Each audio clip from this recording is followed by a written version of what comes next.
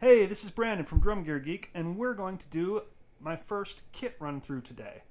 So this is my kit that I use for about 80% of my gigs right now. This is what I use for wedding gigs. This is what I use for any kind of standard rock or pop gigs.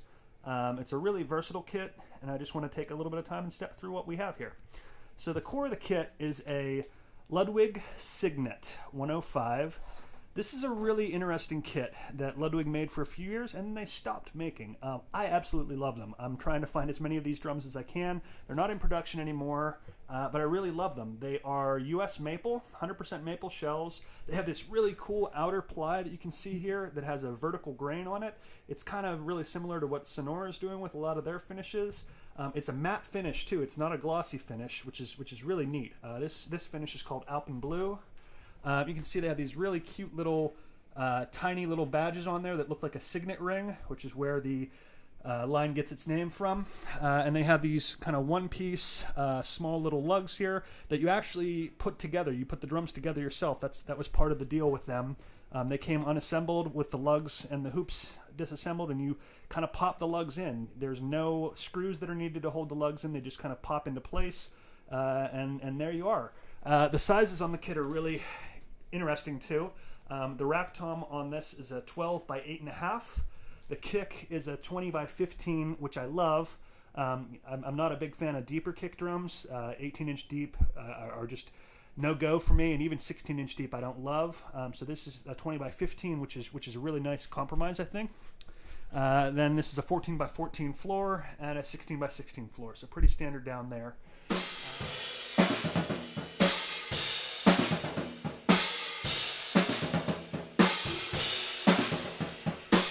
What we have headwise on all these, let's go around to the back of the kit here. On all of the racks and floors, we have a Remo Vintage A coated top and bottom. Same head, top and bottom on both of those. Same with both floors. On the kick, we have a Evans EMAD clear with the small ring in place. And I also have one of the clear Mylar patches in place on there. There's a pillow in there. On the front side, it's just a standard Aquarian Reso head with a 4-inch vent hole with a hole protector in it and some custom artwork that was done by the guys at drumart.com. I really recommend them. They do super great work.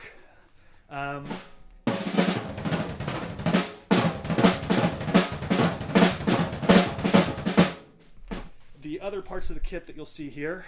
So the snare, this is my 6.5 by 14 Ludwig thin aluminum snare.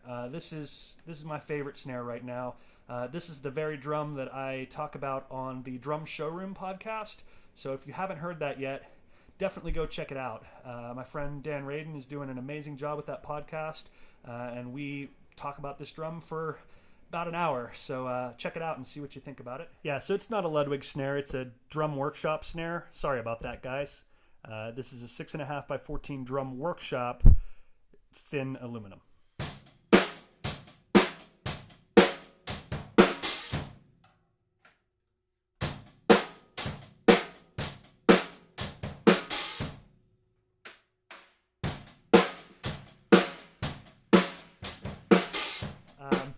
The left-hand snare here is a 14 by 8 Ludwig Superlight. This is their stainless steel. It's similar to a Supraphonic, except instead of aluminum, it's stainless steel. It's got the nice tube lugs on it. I'm a big fan of this drum too.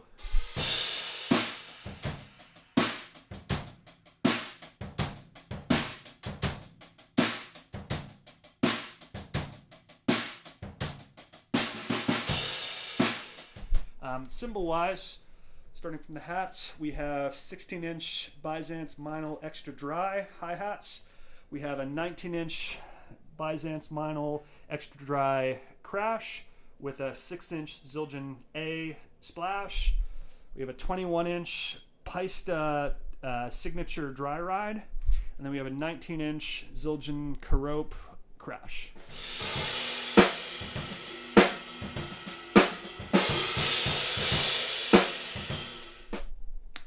has other things on here. So the DW snare has just the factory ambassador version on this.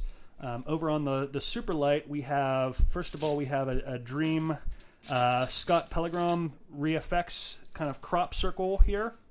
Then we have a big fat snare drum, full circle head on this. And then finally, there's a Ludwig Control Sound X. This is the thicker version of the CS, and it's just got the black dot underneath with a coated surface on there. And those are just Remo clear ambassador snare sides on both those. Those are actually the marching bottom heads, but I like those a lot because they have no collar on them, so you can pull them a little bit tighter without bottoming out. Some other neat things here. We have a snare weight drum mute on the primary snare. These are really neat. I realize a lot of people don't really know about these. It's a brass weight. It's got a little bit of heft to it. It's about the weight of a wallet, if you would use that for muffling. And it is magnetic, so you can see it kind of snaps on there and just holds itself on. And then on the underside of it, it's got these different inserts that you can use on it.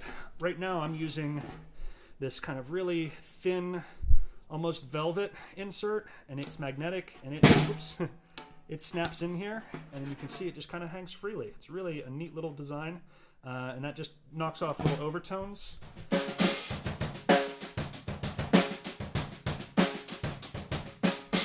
They also have different inserts you can snap in there. So they have this one, which is a much thicker leather insert. You can see, same thing. This just kind of snaps in place there. Same thing, just holds down, gives a little bit of that leather now resting on the snare head. And if you want to go even more extreme, they have this new one that's a two-piece that they call the Snare Weight 70s. This snaps in like this, left side, right side, and then that snaps in, and now you have a really muffled snare drum, like the 70s, like it says on the label there. Some other pieces, you can see I have a D-drum trigger on this. This is not used for triggering any sounds, actually. What this is doing is this is running into this great little invention that was made called the Drum Perfect Groove Guide, and they call it a digital tempo tachometer. Basically what this is, it's kind of the opposite of a metronome. Instead of a metronome where it would tell you how fast you should be playing, this tells you how fast you are playing. So every time I hit the snare drum, I'm not going to be able to hit it loud enough without blowing out my voice on here. But when you hit, basically, when you hit the snare drum loud enough for a backbeat, it triggers the trigger, and then that trigger sends a pulse to here, and it basically just calculates how fast you're playing. So when you're playing, you can look up and you can see exactly what tempo you're at. So if you know you're a few BPM fast or a few BPM slow, you can adjust to it. And it's not like unlike a click, you can never get off of this. You're always going to be on it because it's telling you how fast you're playing, not how fast you should play. Underneath the hats here, I have a Rhythm Tech MGT gig tray that has a Meinl Luis Conti shaker and a Rhythm Tech hat trick, the new kind with the little plastic clip here, hi-hat tambourine. And then over on my left, I have my trusty, very old, first generation Rhythm Tech DST brass jingles drum set tambourine. Hardware-wise, it's pretty standard. I've got a Yamaha hi-hat stand here. This is the one that is single braced in the front, and then the back leg, I don't know if you can see it here. Sorry, the back leg is double braced, so it's really light. It gives you a lot of stability though. This is a Yamaha single brace snare stand. I have a DW 9000 kick pedal with the amazing innovative percussion Chris McHugh kick drum beater. You can see it's wrapped like a yarn marimba mallet. It's amazing. It brings out so much low end out of your kick drum. I really recommend this.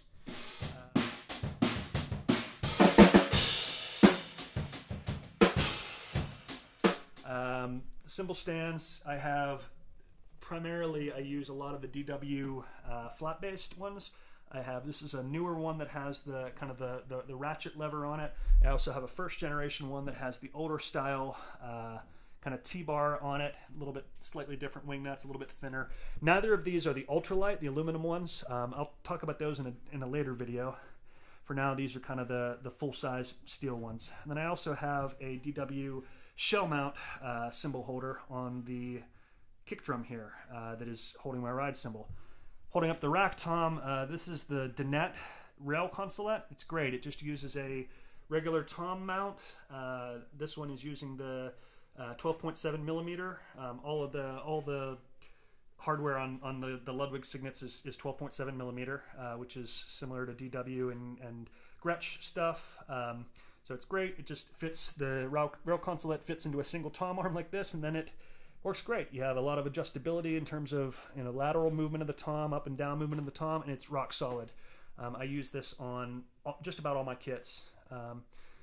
Then muffling wise, talked about the snare weight on the snare. We also have these little, they're just called DrumClips, and they're really great. They're kind of a semi-rigid plastic that has a little bit of flocked like velvet here, and they just clip on and snap down onto that, and just, it's really not much muffling other than it's kind of equivalent to just if you would take your finger and push and just very lightly touch the drum head, and just kind of knocks those very top overtones off of there. I do have a pillow in the kick drum. I know there's a lot of people that are gonna, haters are gonna hate that, but the reality is that I don't really need, for this style of music with this kit, I don't need a super resonant, long booming kick drum. I need punchy, I need fat, and the EMAD with the pillow just barely touching the batter head really gets that for me. It works really super well for what I'm trying to do with this.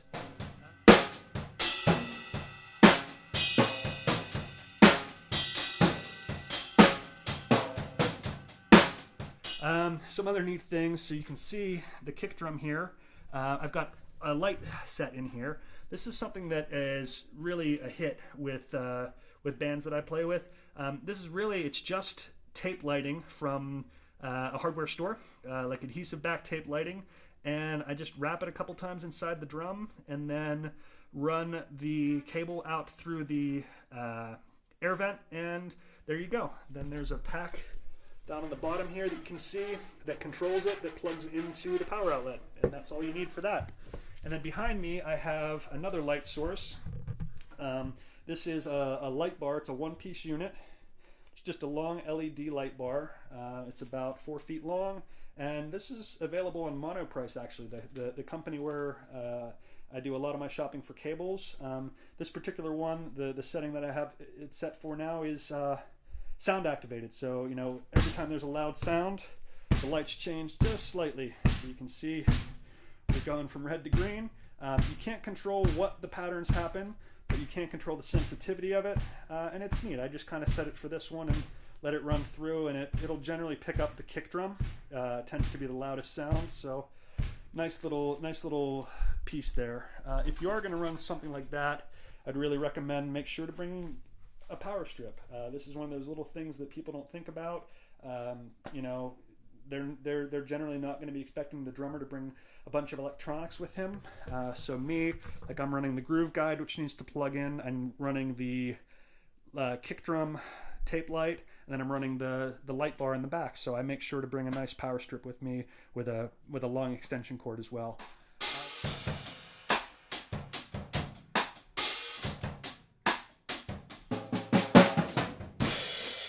The last thing on here is my music stand. This is a gig that requires me to play with charts, so if you're in that type of gig, make sure that when you're setting your setup and deciding where things are going to go, make sure you leave room for the music stand. This is one of the most important pieces of equipment you have. You got to be able to see it. You got to be able to see the music stand and see the band leader, so you can catch visual hits and that kind of stuff.